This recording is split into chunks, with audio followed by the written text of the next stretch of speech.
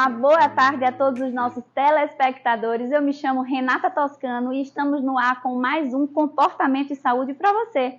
Hoje nós vamos abordar um tema muito importante e comum, mas que não é tão falado na nossa sociedade. Você já ouviu falar sobre infecções de corrente sanguínea associadas a dispositivos invasivos? Pois bem, elas são complicações graves que podem ocorrer em pacientes hospitalizados. Essas infecções estão frequentemente associadas à presença de catéteres venosos centrais, a catéteres arteriais, a catéteres urinários e entre outros dispositivos invasivos e que representam uma importante preocupação em ambiente hospitalar, devido ao impacto significativo na morbidade e mortalidade dos pacientes. E para discutir esse tema com a gente, já se encontra aqui comigo no estúdio, ao vivo, o doutor Reiel Kevin. Ele é médico infectologista, mestre em infecções relacionadas à assistência em saúde IRAS e doutor em infectologia e doenças tropicais. Boa tarde, doutor Reiel. Muito bom falar com o senhor. Seja muito bem-vindo. Boa tarde, Renata. E muito obrigado pelo convite. E é um prazer poder estar aqui podendo falar de um tema tão relevante. Doutor, explica para quem está nos assistindo como se dá essas infecções e como elas podem se manifestar nos pacientes. A infecção da corrente sanguínea relacionada a catéter ocorre quando o germe presente no local de inserção atinge a corrente sanguínea, resultando em bacteremia, que, quando não contida, provoca uma infecção grave, de grave comprometimento clínico, resultando, muitas vezes, em sepse, por exemplo. Essa infecção a partir de catéter deve ser suspeitada quando o paciente refere febre, dor, ou quando houver qualquer suspeita de pus e sinais flogísticos de inflamação, somado ao fato de não haver um foco infeccioso visível. Quer dizer que essa infecção ela é causada por uma bactéria? As infecções podem ser causadas por uma variedade de micro-organismos, com diferentes tipos de resistência, incluindo bactérias gram-positivas, como Staphylococcus aureus ou Staphylococcus epidermidis, bactérias gram-negativas, como a Escherichia coli e Pseudomonas aeruginosas, e até fungos, como a Cândida. Vale salientar que existe o que chamamos de flora hospitalar, que é o que representa o perfil dos organismos variados em um serviço ou nível de assistência à saúde, sendo necessário entender essa flora para orientar o tratamento adequado e evitar casos de infecções por catéter de repetição. Mas vem cá, doutor Reiel, existem fatores de risco para essas pessoas que acabam sendo infectadas por essa infecção? Existe sim, Renata.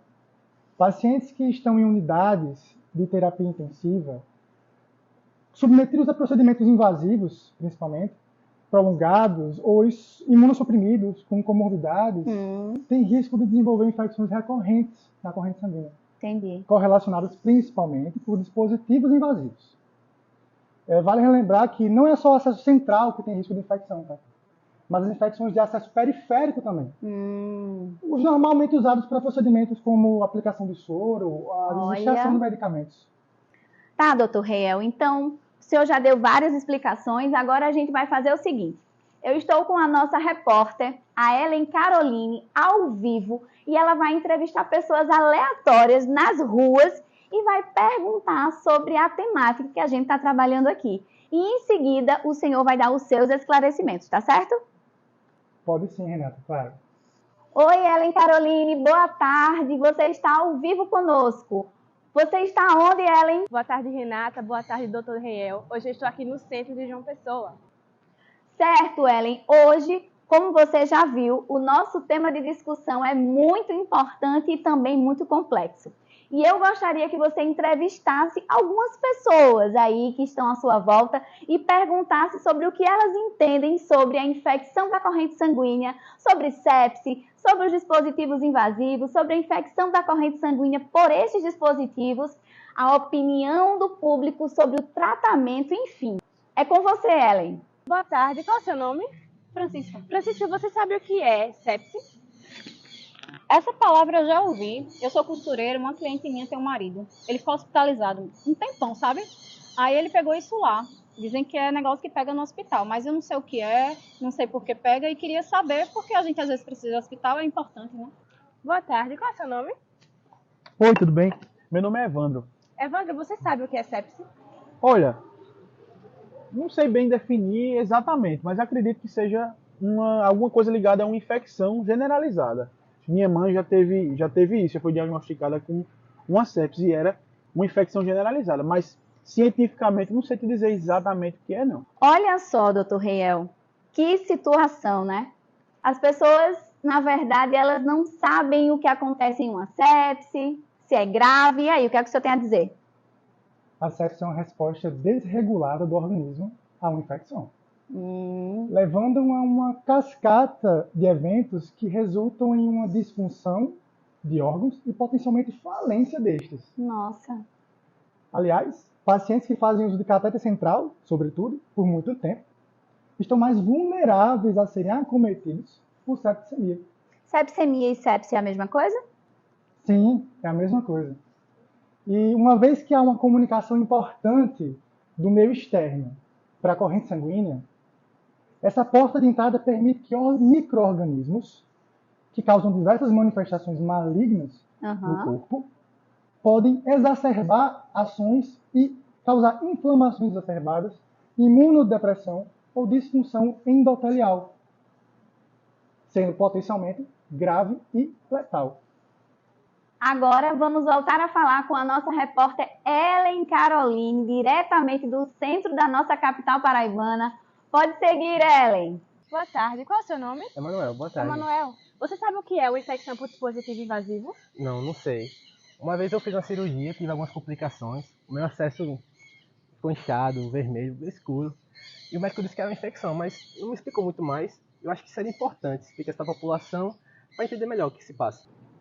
Olá, boa tarde, qual é o seu nome? Boa tarde, meu nome é Aliane. Aliane, você sabe o que é uma infecção por dispositivo invasivo? Então, eu tô cursando medicina agora, né? E eu tô pagando a cadeira de doenças infecto-parasitárias. E aí, pelo que eu entendi, essa infecção, ela pode ser causada por um acesso, eu acho, e pode ser sistêmica ou local. Acho que é isso. Que interessante, né, doutor Reiel? Como as pessoas elas têm pouca noção sobre as infecções relacionadas à assistência à saúde. Né? O que é que você tem a dizer sobre isso? Verdade, Renata. Por isso, vejo como louvável o seu programa abordar essa temática e tornar mais acessível informações como esta para a sociedade. Que coisa boa! Por isso que o nosso programa Comportamento e Saúde, aqui na G4 News, está trazendo informações de alta relevância para você que nos assiste. Mas, doutor, como é feito o diagnóstico? Para o diagnóstico, a equipe de saúde deve estar atenta às infecções primárias, que são justamente as causadas por uma contaminação em dispositivos intravasculares. Elas podem ser descobertas a partir de uma hemocultura positiva, colhida após a hospitalização. Além disso, o foco primário, aparentemente, deve ser observado como uma infecção com sinais flogísticos, com eritema, induração, secreção purulenta ao redor da pele, ou no local da inserção do catéter. Certo. O paciente vai ter um quadro clínico de febre e dor. Fazer a hemocultura do segmento distal do catéter e do sangue é importante para acompanhar os sintomas clínicos da infecção na corrente sanguínea. E também é mandatório realizar o quanto antes. Entendi. Mas, doutor, diante de tanta sintomatologia, né? Verdade. Sinais flogísticos, febre, a dor, o rubor, me diga se há tratamento. A resposta é importante ressaltar que existe tratamento e que o manejo das infecções de corrente sanguínea estão associadas a dispositivos invasivos e como abordar em cada indivíduo. A abordagem individualizada, de acordo com as características e especificidades de cada paciente, e dependendo do micro-organismo envolvido também. Importante isso. Além disso, a equipe de saúde deve seguir rigorosamente as diretrizes e protocolos estabelecidos para garantir a segurança do paciente. Haja vista que a antisepsia dos profissionais e dos pacientes são determinantes para a recorrência desses casos. Minha nossa. A tomada de decisão e a interpretação dos dados devem ser sempre, que possível, pautadas em resultados de cultura, para garantir o tratamento correto e o avanço do procedimento. Se a hemocultura negativar para bactérias, retira-se o catéter e troca por outro, em outro local de preferência. Entendi. Caso venha positivo, o indicativo é o uso de antibióticos e o catéter deve ser retirado. Na impossibilidade dessa retirada, aí nós temos que apelar para outros casos e outros procedimentos. Nesses casos mais graves, o médico é autorizado a retirar o catéter e colher sangue do catéter na luz do vaso e na ponta do bisel, para avaliar em uma hemocultura de mais especificidade. Caso seja observada a presença de eritema ou pus, é uma sugestão de agravamento da infecção. É indicativo o uso de antibióticos e o catéter deve ser retirado. Na impossibilidade da retirada do catéter, apenas em casos específicos, é autorizado colher sangue venoso da luz do catéter e enviar para uma hemocultura mais específica.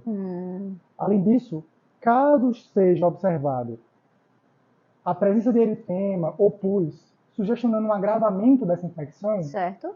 o médico está autorizado ao uso da antibiótico-terapia empírica e, posteriormente, fazer o envio da ponta do catéter e do sangue coletado Certo. para a cultura.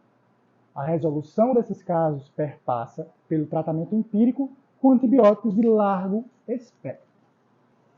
Eita, doutor, infelizmente o que é bom dura pouco e o com nosso certeza, programa está chegando ao pena. final. Mas antes, eu gostaria de fazer uma última pergunta. Pois não.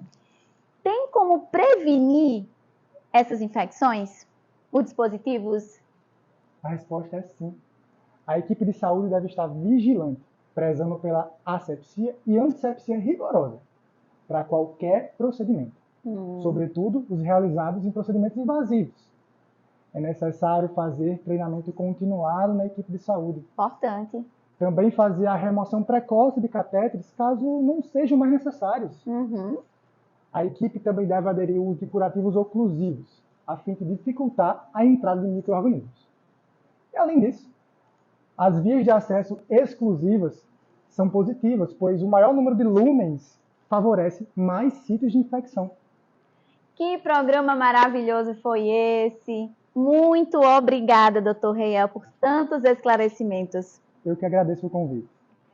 O Senhor nos proporcionou uma tarde de muito aprendizado, nos ensinando sobre a gravidade das infecções na corrente sanguínea por dispositivos invasivos, seu diagnóstico, a prevenção, o tratamento. E eu espero que todos tenham gostado e aprendido muito hoje.